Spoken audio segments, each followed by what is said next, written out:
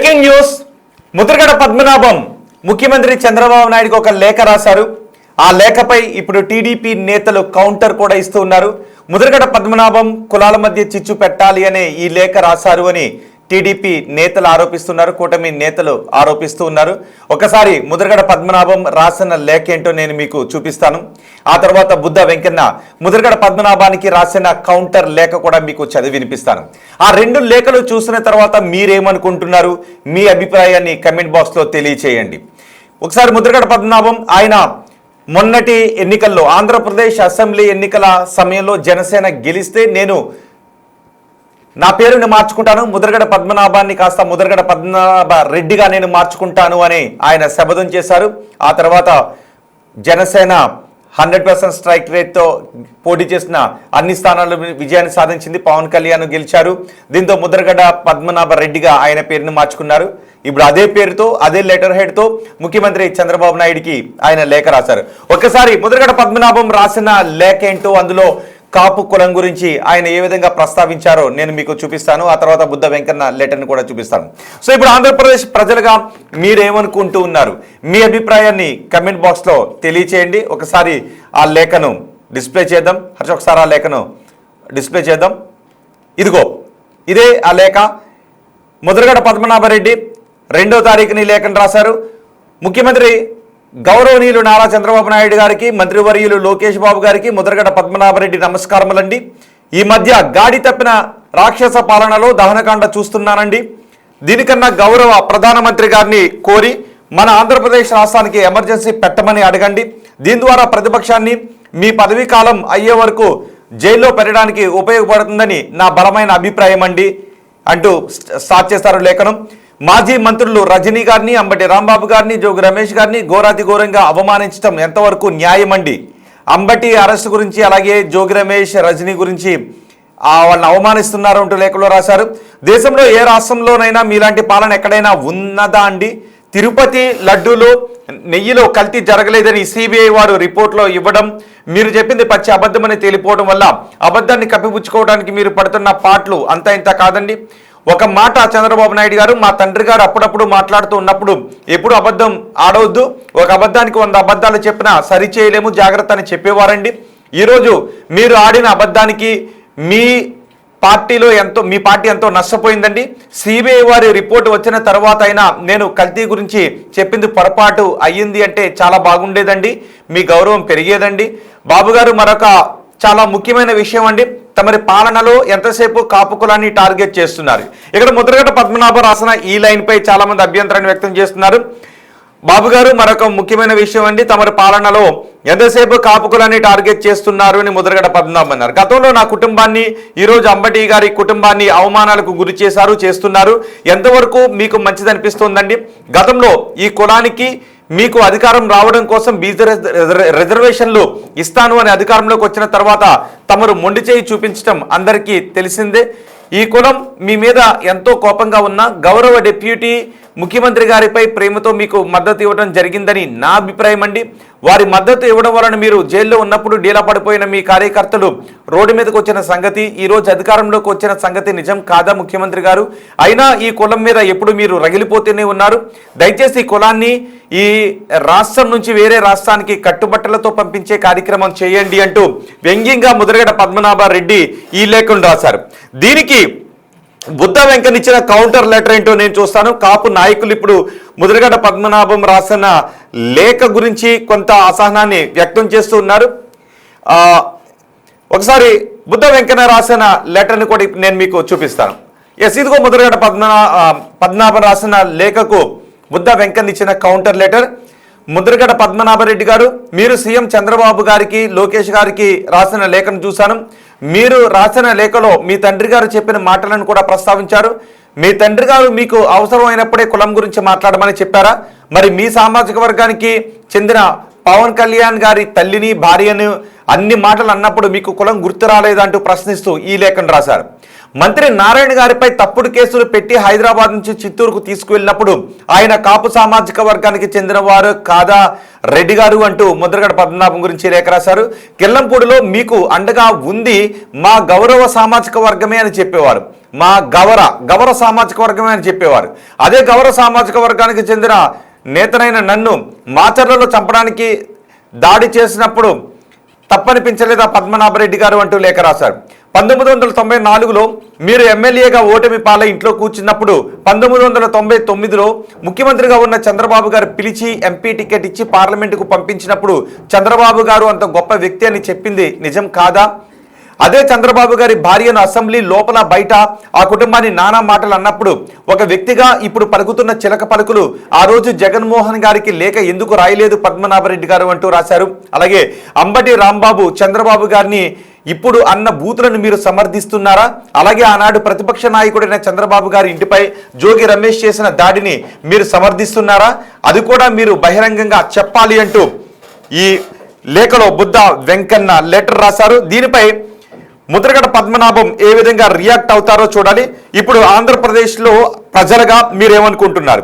మేము ఒక క్వశ్చన్ కూడా అడిగాం. కాపు నేతలను టార్గెట్ చేశారు అన్న ముద్రగడ పద్మనాభరెడ్డి కమెంట్స్ మీరు ఏకీభవిస్తున్నారా అనే ఒక క్వశ్చన్ కూడా అడిగాం. 71% మంది నో అని అంటున్నారు, 21% మంది మాత్రం అవునని అంటున్నారు. కొన్ని కమెంట్స్ కూడా వచ్చాయి. ఏపీలో ఏం లేదు అంటూ కొన్ని కమెంట్స్ కూడా వచ్చాయి. సో ముద్రగడ పద్మనాభం చేసిన ఈ కామెంట్స్ గురించి, ఈ లేఖ గురించి మీరేమనుకుంటున్నారో మీ అభిప్రాయాన్ని కమెంట్ బాక్స్లో తెలియచేయండి. పార్లమెంటరీ లాంగ్వేజ్లో రాసిన కమెంట్స్ని నేను చదివి వినిపిస్తాను. ప్రాపర్గా ప్రజాస్వామ్యబద్ధంగా ఉన్న కమెంట్స్ని నేను చదివి వినిపిస్తాను. ఒక్కసారి మనం ముద్రగడ పద్మనాభంతో మాట్లాడే ప్రయత్నం కూడా చేద్దాం. నేను ముద్రగడ పద్మనాభానికి కాల్ చేస్తాను, ఆయనతో మనం మాట్లాడదాం. ఒకసారి నేను ట్రై చేస్తున్నాను, ఆయన లిఫ్ట్ చేస్తే మనం మాట్లాడదాం ముద్రగడ పద్మనాభ రెడ్డితో. ఆయనకి ఇదిగో నేను కాల్ చేస్తున్నాను, ఒకసారి చూద్దాం. Hi, if you record your name and reason for calling, I'll see if this person is available. Yes Mudragada, hello. ఆయన కాల్ లిఫ్ట్ చేయడం లేదు.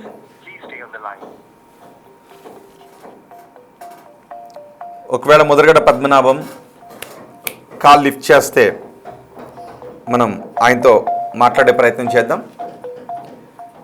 ఆయన రాసిన లేఖ గురించి, ఇచ్చిన బుద్ధ వెంకన్న ఇచ్చిన కౌంటర్ గురించి, కొంతమంది కాపు నాయకులు ఇస్తున్న కౌంటర్ గురించి.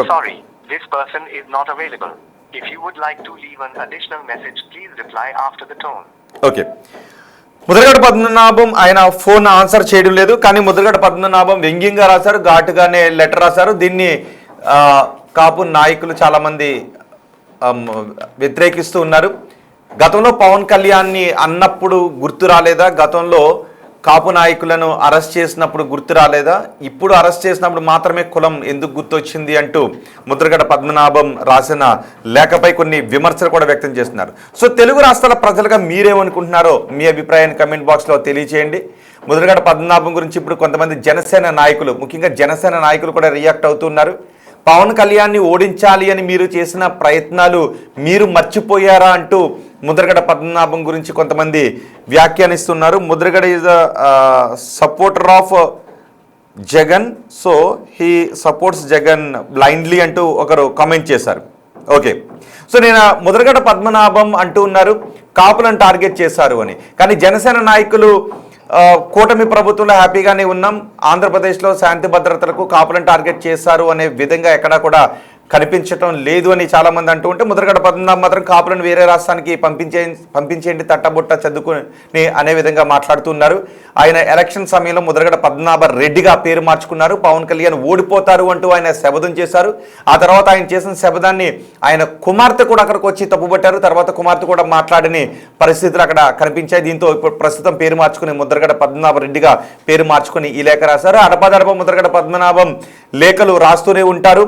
ఇప్పుడు అంబటి రాంబాబు అరెస్ట్ సమయంలో రాశారు. ఇప్పుడు అంబటి రాంబాబు అరెస్ట్ సమయంలో రాసినందుకనే చాలామంది జనసేన నేతలు అడుగుతున్నారు. గతంలో పవన్ కళ్యాణ్ విమర్శించినప్పుడు, పవన్ కళ్యాణ్ని వైజాగ్ వెళ్ళినప్పుడు, పవన్ కళ్యాణ్ రిషికొండను పర్యటించడానికి వెళ్ళినప్పుడు అడ్డుకున్నప్పుడు ఇవన్నీ మీకు తప్పని అనిపించలేదా? పవన్ కళ్యాణ్ కుటుంబం గురించి మాట్లాడినప్పుడు మీరు పవన్ కళ్యాణ్కి సపోర్ట్ చేస్తారా? పవన్ కళ్యాణ్ ఓటమిని మీరు కోరుకున్నటువంటి నేత అంటూ ముద్రగడ పద్మనాభం గురించి విమర్శిస్తూ ఉన్నారు.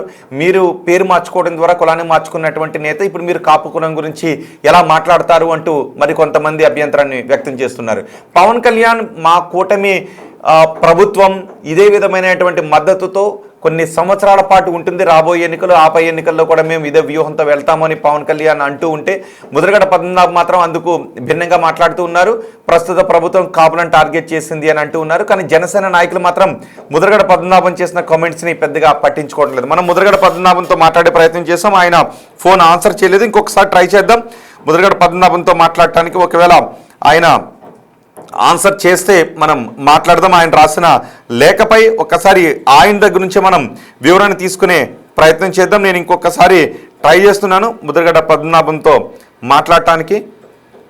ఒకసారి If you record your name and reason for calling, I'll see if this person is available. ఆయన ఆన్సర్ చేస్తే మనం మాట్లాడదాం. బుద్ధ వెంకన్న రాసిన లెటర్కు ఆయన రిప్లై అయినా ఇస్తారో లేదో కూడా మనం చూద్దాం. రింగ్ అవుతుంది కానీ ఆన్సర్ చేయట్లేదు. సెకండ్ టైం మనం కాల్ చేసి Thanks. Please stay on the line.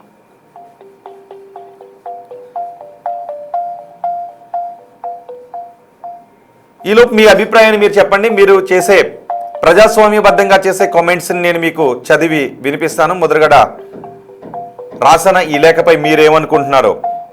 Mudragada జగన్కి సపోర్ట్, వైసీపీకి సపోర్ట్ కాబట్టి ఆయన అలాగే మాట్లాడతారని.